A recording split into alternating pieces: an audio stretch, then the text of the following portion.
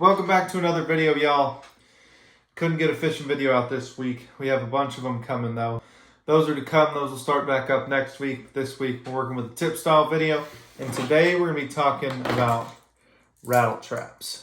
First off, we're going to talk about rod selection. And this is going to vary. You're going to have two different scenarios really, or at least where I like to throw them. Either ripping through grass when I'm around it, hydrilla, coontail, that kind of stuff. And also around like riprap, rocky points, that kind of deal. You can throw them in place of a flat side a lot of times. Sometimes a flat side will still outfish them, but there are certain times when a trap will outfish the flat side. So my grass ripping setup, this one's a 7.4 heavy, I think. No, 7.6 medium heavy, but it's a glass rod. So it's got a lot of backbone in it. Hopefully y'all can see this, but if I bend this rod,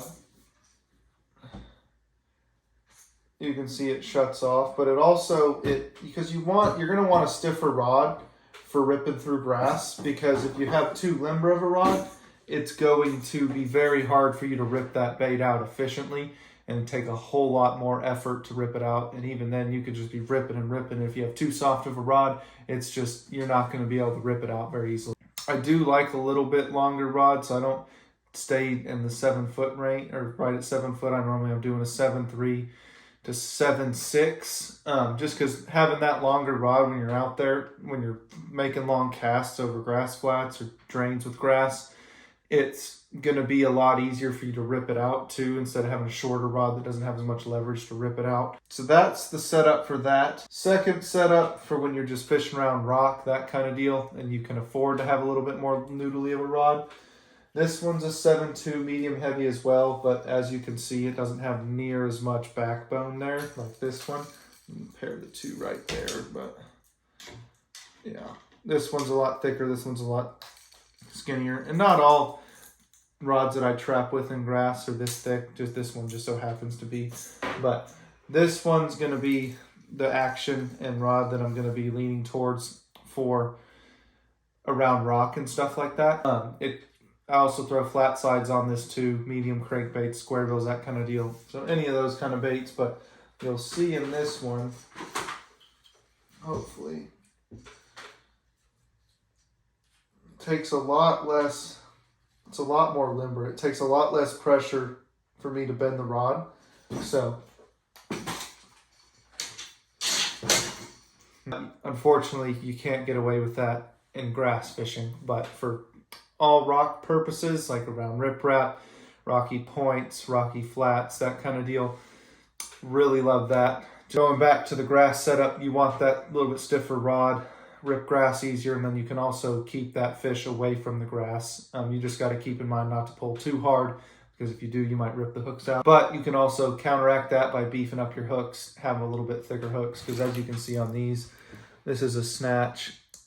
It's got fairly thick hooks on it relatively for crankbaits, so it's not as prone for you to rip it out even with a little bit faster, heavier action rod. Next, we're going to talk about colors. So in the wintertime and all throughout the pre-spawn, I'm not throwing a shad pattern too much. This is more of a fall time deal in my opinion, but there are some times when it will excel on a super sunny day and you need some flash. Stuff like that, or you're just around a lot of bait fish and they're just not hitting the red for whatever reason. And then your reds, but this style red definitely seems to get bit the most for me. I have different variations of this, but this is probably one of my favorite colors right here. And then if you have a little bit more stained water for whatever reason, this boiler craw is a great color. Super bright, stands out. And even in a little bit clear water too, some days you can really get, those fish will be really fired up and they'll snap on this brighter color as opposed to this little bit duller red color. Overall, whether it's sunny or cloudy, when it's sunny, I try to stick to the stuff that has a little bit more, I guess, because you can see how this one has a little bit, the light hits it and it flashes a little bit. And then this one doesn't really, I mean, this one does a little bit, but it's more of a matte color. So same thing as I said with the jerk baits and such. If you haven't watched that video, go back and watch it. But sunnier days have something that has a little bit of flash to it. Don't always have to, but just as a general rule of thumb, if you're looking for something to start by, definitely have something a little more flash to it on sunny days. Stick to your matte colors on cloudy days. And then, like we already covered, dirtier the water, you're going to be throwing this guy. The clearer the water, this one. Next up, we're going to talk about places where you should be throwing these. So we've already talked about that a little bit. Grass. And you may be asking where, like where should the grass be, or what if my lake's covered in grass or hydrilla, where should I focus my efforts feature-wise, like contour change-wise? So drains are a really good one that have kind of like a funnel to them, and then it, like, I'll put a little picture up here, but a little funnel. So if there's wind blowing in or something, or just in general, the fish can move up through the bottom of the drain as the pre-spawn goes on, and they can stage on the edge of that grass line. Makes it a really good time to throw a rattle trap. Drains are a good one with grass in them. Next, points with grass. 99% of the time, I would say grass isn't going to grow out super, super deep. There are some lakes that have had it super deep before, like Rayburn, Toledo Bend, those places. I know like Washita up in Arkansas has some pretty deep grass. So there are some scenarios where you will have deeper grass way out on the point, and you're going to have to tie on like a 3/4 or an ounce trap at that point, because these 1/2 ounces are just not going to cut it unless you yo-yo it. But points with grass on them, whether they're secondary, main lake points, that kind of deal.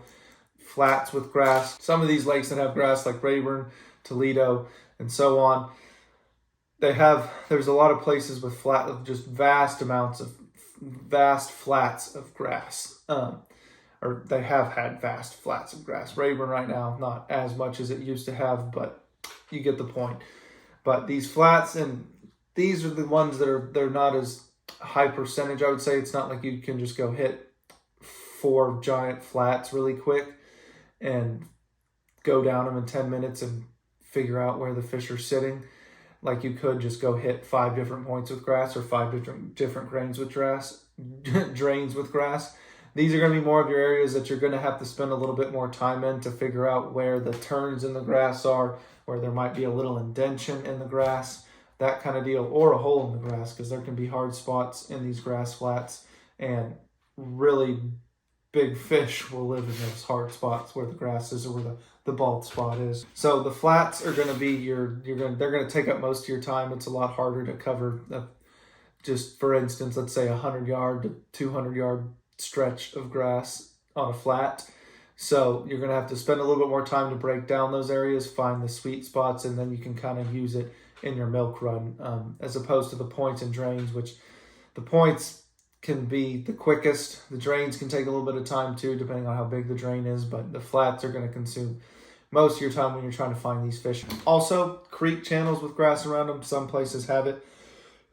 Some places don't. They'll be on the bends. I'll put a little link or a little guy up here, or you'll see on the screen what I'm talking about on a map wise.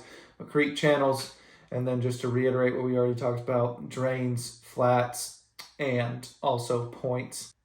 Next up, we're going to talk about the rocky stuff, or your non-grass fishing with a rattle trap. So any places with riprap are good, like where you throw a flat side. A lot of these places are going to overlap, so if they're not biting your flat side, you can try the trap.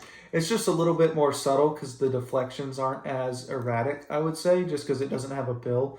Like they can be fairly erratic, like when they're ticking rock and they'll just do like that, but it's not going to be as erratic as something with a bill would be.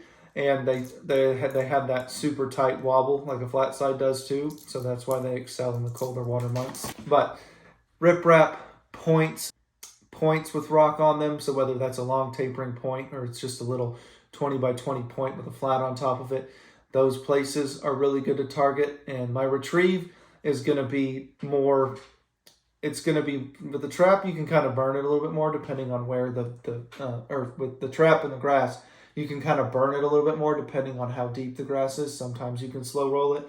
But in this instance, with fishing around rock, I'm almost always slow rolling it, just trying to tick, like almost like you'd slow roll a spinnerbait kind of deal, just slow winding it on the bottom. Caught some big fish on it before, doing that kind of deal on bridges and then other places with rock. So lastly, we're going to go over line size. Probably should have done this with the rod and reels, but Trapping, it's typically 17 to 20 around grass, and I'll go down to 15 if the grass is a little bit deeper, like below 5 foot, and you really got to get that bait down there and keep it down there. It's a lot harder to keep it down there with 20.